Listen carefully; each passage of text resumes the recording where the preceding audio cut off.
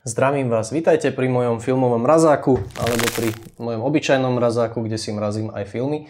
A vítajte pri ďalšej epizóde Sound of Grain, kde vás pozývam, aby som vám ukázal, čo som dostal na Vianoce a čo v podstate sa aj v tomto mojom filmovom mrazáku skrýva, aké filmy budem točiť v budúcnosti.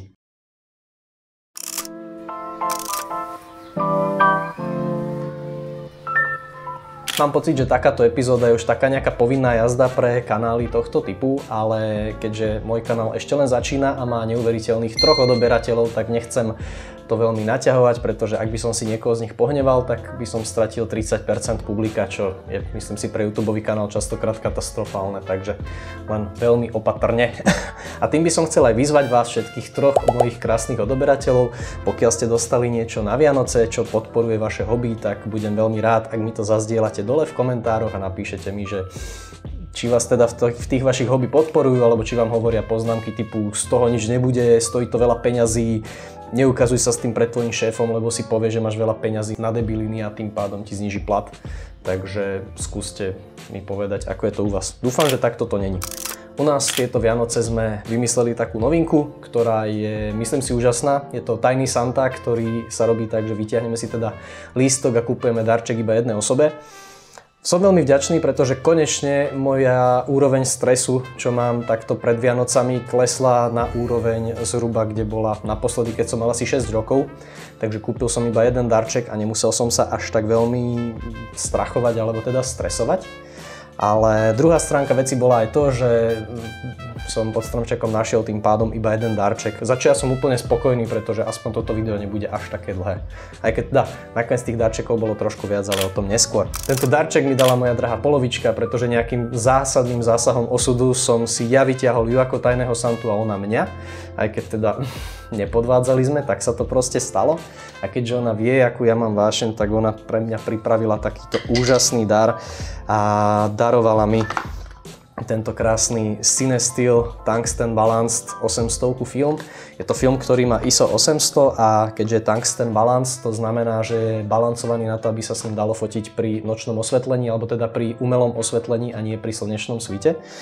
A veľmi sa z tohto filmu teším, pretože je to jediný film, o ktorom viem, že by sa vyrábal s týmto balancovaním bielej, takže určite si ho budem šetriť na nejakú špeciálnu príležitosť, keď s ním budem fotiť nejaké zaujímavé fotky v noci.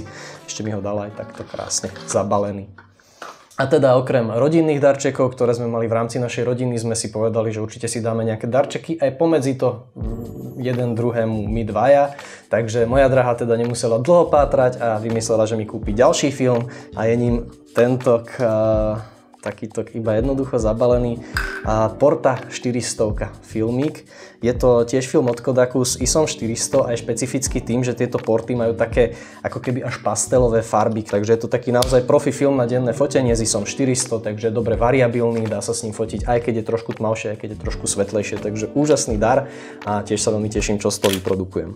Okrem tohto sme teda Tajného Santu nemali u našich svokrovcov, pretože u nich sme si normálne povedali, že budeme si dávať normálne darčeky a mňa neuveriteľne prekvapili a úplne až zmiatli z povrchu zemského, pretože oni sa tiež dopočuli o tejto mojej novej vášni a rozhodli sa, že ju trošku podporia a úplne iným spôsobom, pretože oni si povedali, že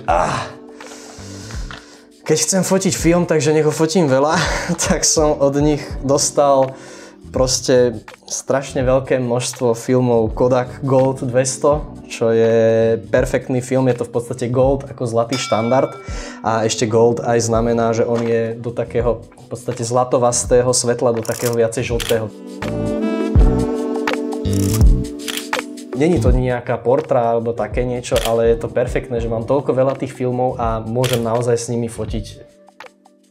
Zatiaľ všetky veci, čo som fotil, boli práve väčšinou s týmito Kodakmi a vyšli vždycky úžasne. Takže trafili sa perfektne a myslím si, že mám zase teda veľa materiálu, ktorý môžem dať senka dozadu do mrazničky. No a teda hovoril som, že veľa tých darčekov není, ale teraz keď sa na to dívam, tak celkom akože ich je dosť, pretože ja som si ešte pred Vianocami jeden darček doprial sám a chcel som s vami zdieľať aj ten, pretože je to taký trošku neštandardný darček. Ja už nejaký čas brúzgam po rôznych bazároch a hľadám tam expirované filmy, pretože tým, že ešte sa len učím fotiť a nechcem ako keby robiť tie fotky nedobré na kvalitný film, pretože už keď zoberiem napríklad tento Porta 400, napríklad ten film stojí 20 eur plus, myslím, že okolo 20 eur a je škoda ho nevyfotiť dobre. Tak si vždycky hovorím, že vyskúšam si aj nejaké expirované filmy a budem robiť rôzne pokusy. No a expirovaný film je špecifický tým, že keď sa fotí, tak sa môže fotiť trošku inak. Čím je viacej expirovaný, tak tým viacej ako keby stráca schopnosť zaznamenávať svetlo, takže tým ho treba viacej exponovať. No a má také nepredvídateľné vlastnosti, ako napríklad tieto lightleaky, čo teraz vidíte, to je jeden z expirovaných filmov, čo som fotil.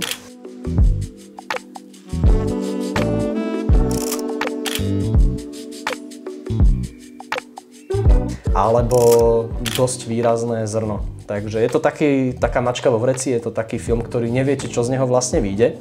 No a ja som na týchto bazároch našiel niečo, čo som doteraz ešte nikdy nevidel a nikdy nefotil, a to sú filmy, ktoré sú expirované už 20-30 rokov. Proste sú naozaj veľmi staré.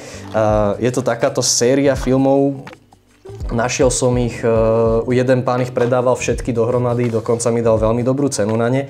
No a sú tu riadne chuťovky, sú tu klasiky ako ten Kodak Gold, ale ešte starý Kodak Gold, ešte aj staré balenie. A potom tu máme východonemecké filmy Agfa, ktoré teda som ešte nikdy nevidel, ani aké fotky z toho idú. Tu je tiež Agfa farebný 200-kové ISO. A dokonca tu mám dva color pozitívne filmy, ktoré teda dosť sa ich bojím, pretože viem, že color pozitívne filmy sú veľmi, ako keby treba ich presne trafiť, to exponovanie. No a keďže ich neviem ako otestovať, lebo z každého mám iba po jednom kuse, tak budem to musieť naozaj odhadovať. A som veľmi zvedavý, že či a čo mi z týchto filmov vyjde, lebo už som jeden takýto expirovaný film fotil. Nebol až taký expirovaný, ale možno nebol dobre uskladnený, takže som sám zvedavý, že či z toho budú nejaké fotky. Ak vás zaujíma a chcete vidieť, ako tieto filmy fotím, tak určite zostaňte verní tomuto kanálu a ďalej ho sledujte. A prípadne, keď nemáte teda odber, tak mu kľudne nejaký odber dajte. Máte možnosť ho budovať, máte možnosť povedať, keď raz možno sa nám podarí, máte, ja neviem, niekoľko tisíc odoberateľov, poviete, že tak ten môj odber zvýšil počet odoberateľov o 25%. A všetci budú pozerať, že čo? Takže kľudne môžete byť medzi tými prvými. A ak sa vám videjko páči, tak mu môžete dať like. Ja ho nechcem nejako dlho už zdržiavať, pretože myslím si, že o tých darčekoch zbytočne rozprávať, veľa lepšie ukázať. No a toto všetko teda mám vo svojej mrazničke a budem postupne čkať do svojho foťáku. A ešte rád by som teda pripomenul nakoniec, čo sa týka mojich troch krásnych odoberateľov, budem veľmi rád, ak mi napíšete, čo ste vy dostali na Vianoce pod toto video. Myslím si, že ešte zatiaľ, kým sme toľkáti, to vie to byť také trošku také rodinné, ako keby som tu sedel s vami, a môžete sa teda tiež pochváliť, či máte nejakú vášeň a či vám dala mama, babka, priateľka, žena, svokra nejaký darček, ktorý s touto vášňou súvisí. Takže toľko odo mňa, ja som Martin a som rád, že som s vami mohol stráviť tento čas. Majte sa pekne.